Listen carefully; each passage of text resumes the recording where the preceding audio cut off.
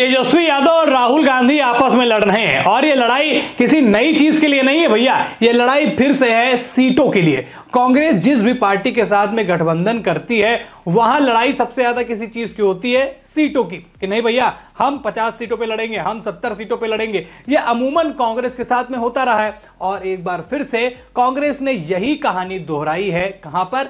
बिहार में। बिहार में होने वाले हैं विधानसभा चुनाव और वहां पर आरजेडी और कांग्रेस के बीच में खींचतान शुरू हो गई है। आरजेडी कुछ और चाहती है, कांग्रेस कुछ और चाहती है। अरे भैया बिहार में तो सीएम बदलने की बात जो है वो गठबंधन कर रहा था, इंडिया गठबंधन कर रहा था। यहां तो सीएम फेज छोड़िए, सीटों के लिए ही लड़ रहे हैं। और इस बात का सबसे मजा और सबसे बड़ा फायदा कोई अगर ले रहा है तो वो है नरेंद्र मोदी और अमित शाह, क्योंकि वो जो वहां पर बिहार में राजनीति करना चाह रहे हैं उसमें इन दोनों की लड़ाई बीजेपी के लिए बड़ी फायदेमंद हो जाएगी। अब सीएम फेज की बात तो अलग है, सीटों को लेकर क्या मामला चल रहा है आरजेडी और कांग्रेस वाले गठबंधन में, आइए नजर डालते हैं। सबसे पहले आरजेडी क्या चाहती है वो देख लीजिए। आरजेडी ये चाहती है और तेजस्वी ये चाहते हैं कि भैया कांग्रेस जो है वो केवल 50 सीटों पर, 50 विधानसभा सीटों पर चुनाव लड़े।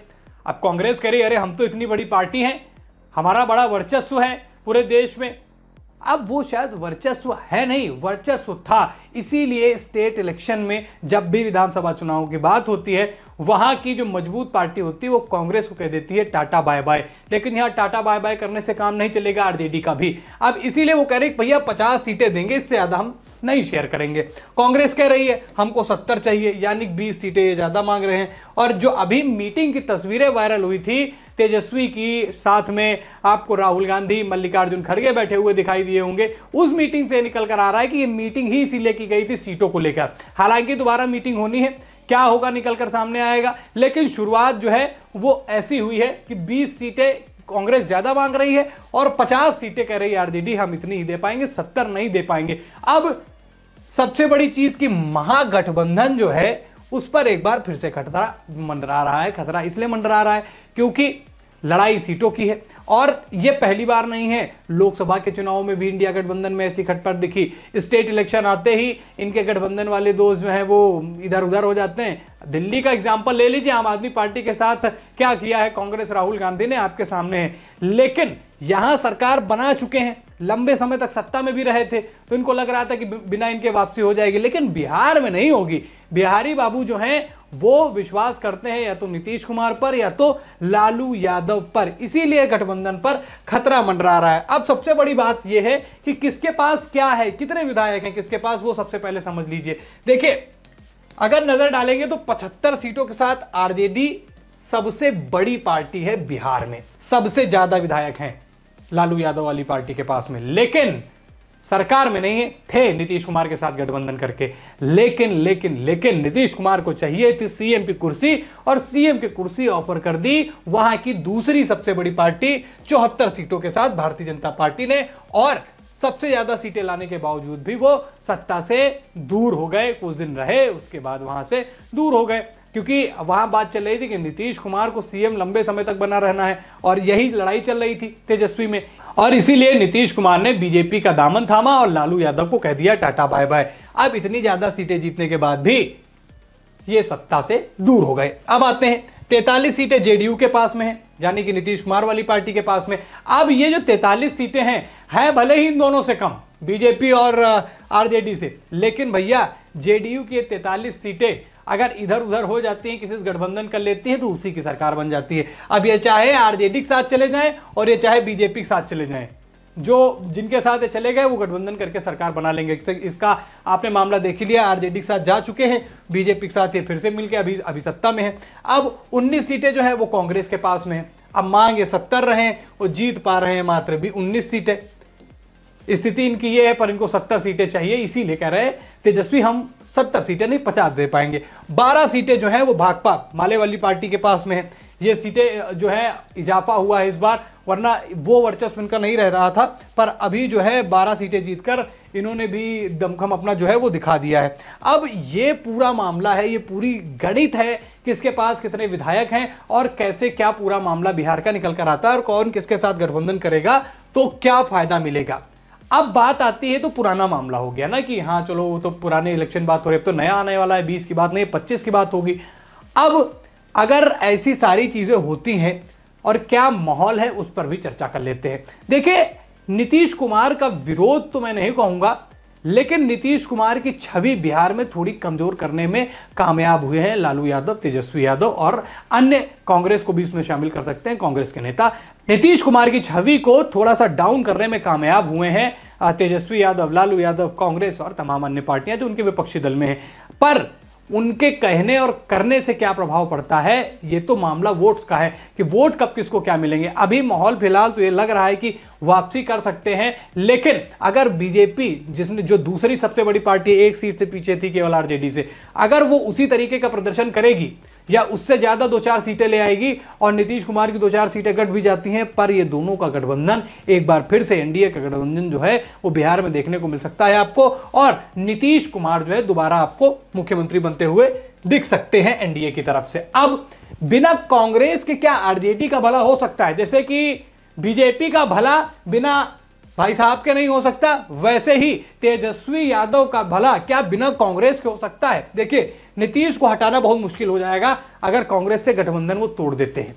अगर गठबंधन टूटा तो समझ लीजिए कि जो तेजस्वी यादव को मुख्यमंत्री बनने का सपना है वो भी टूट जाएगा, क्योंकि 19, 20, 25 ये सीटें कहीं ना कहीं एक वो रोल निभाती हैं जो 70-75 वाली नहीं निभा पाती। देखिए 2 बड़ी पार्टियां हैं, बीजेपी और साथ ही साथ लालू वाली, यादव वाली, आरजेडी। अब ये दोनों पार्टियां गठबंधन करेंगी नहीं, छोटी मोटी करके सत्ता में आ नहीं सकती। अब इन्हीं दोनों पार्टियों को सहारा लेना पड़ेगा, या तो नीतीश कुमार की पार्टी का सहारा ले लें या तो फिर कांग्रेस का ले लें। कांग्रेस बीजेपी के साथ जाएगी नहीं, बचते हैं केवल तेजस्वी यादव और राहुल गांधी। अब ये दोनों मिलकर सरकार में आ सकते हैं कि अब, मगर तब जब कांग्रेस को बेहतर प्रदर्शन करना पड़ेगा। टॉप पे तो है तेजस्वी यादव, 75 सीटें जीत के नंबर 1 पर हैं वहां पे, लेकिन कांग्रेस को भी 19 से 39 या 49 सीटों तक आना पड़ेगा, वरना अगर पुराना ही मामला रहा, बीजेपी बढ़ गई या नीतीश कुमार की सीटें बढ़ गई, तो फिर से सत्ता में ये लोग आ सकते हैं और तेजस्वी का सपना टूट सकता है। तो यानी अगर गठबंधन की सरकार, मतलब आपको मान के अगर आरजेडी को जीतना है, ये गठबंधन कांग्रेस से इनको करना पड़ेगा, गठबंधन की ही सरकार जो है कांग्रेस के साथ वाली वहां पर आ सकती है। बिना इनके असंभव ऐसी थोड़ी चीजें नजर आती हैं, क्योंकि मुझे नहीं लगता कि अब 75 से बहुत ज्यादा कुछ इंक्रीमेंट हो पाएगा कि 80, 85, 90 सीटें, थोड़ा मुश्किल है। बीजेपी भी बेहतर प्रदर्शन कर रही है, हो सकता है बीजेपी को वहां पर ज्यादा सीटें मिल जाए।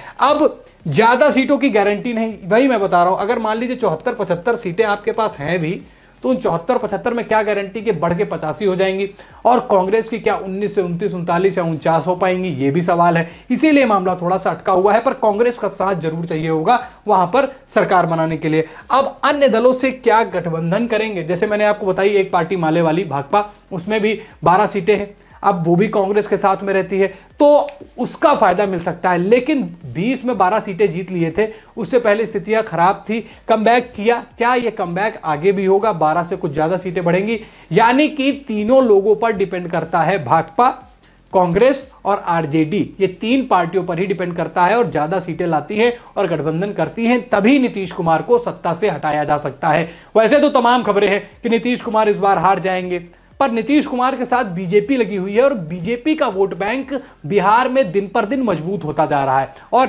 नरेंद्र मोदी, अमित शाह का जो प्लान है वो अच्छे तरीके से वहां पर एग्जीक्यूट हो रहा है, योजनाओं का लाभ मिला, तमाम तरीके की चीजें जो है वहां पर देखने को मिल रही हैं। उन्होंने फाइनल कर दिया है, किसने? एनडीए ने क्या फाइनल किया कि नीतीश कुमार सीएम फेस होंगे। लेकिन भैया यहां सीएम फेस तो छोड़िए, 50-70 सीटों के लिए फिर से लड़ाई, वही लड़ाई जो आप देख रहे थे हरियाणा में, एमपी में, यूपी में, तमाम जगहों पर, और फिर से आके मामला वहीं अटक गया। भैया ये गठबंधन निराला है, मजबूरन जो है मुझे लगता है कि गठबंधन हो रहा है कि बीजेपी और ये एनडीए गठबंधन को कैसे भी ध्वस्त कर दिया जाए, और उसके लिए किसी भी हद तक कांग्रेस, समाजवादी पार्टी, आरजेडी और इंडिया गठबंधन के प्रमुख दल, आम आदमी पार्टी मुझे नहीं लगता कि अब वापसी करेगी इनके साथ में, क्योंकि दिल्ली बड़ा धोया है राहुल गांधी ने। तो ये लोग मिलकर केवल एक ही ध्येय है कि मोदी को हटाइए, बीजेपी को कमजोर करिए, लेकिन मिलकर भी आपस में लड़ाई करके ये इनके लिए बड़ा मुश्किल साबित हो रहा है। क्या लगता है, जो पुराने आंकड़े थे जिसमें नीतीश कुमार तीसरे नंबर पर, बीजेपी दूसरे नंबर पर, पहले पर आरजेडी, तो क्या ऐसा ही मामला रहने वाला है या फिर बीजेपी ऊपर हो जाएगी, या नीतीश कुमार की सीटें घटेंगी बढ़ेंगी, क्योंकि नीतीश का कंपटीशन मान लीजिए कांग्रेस वाले से करा लीजिए, क्या इनकी 19 सीटें थी, उनकी 43 सीटें थी, इन्हीं कुछ गड़बड़ जाए, बीजेपी वाला जो है मामला जो है आप कराइए तेजस्वी वाली पार्टी से यानी आरजेडी से, वहां भी ऊपर नीचे इन्हीं दोनों में होगा। यानी कि दो बड़ी पार्टियां ज्यादा सीटें लाने के बाद भी गठबंधन पर निर्भर करेंगी,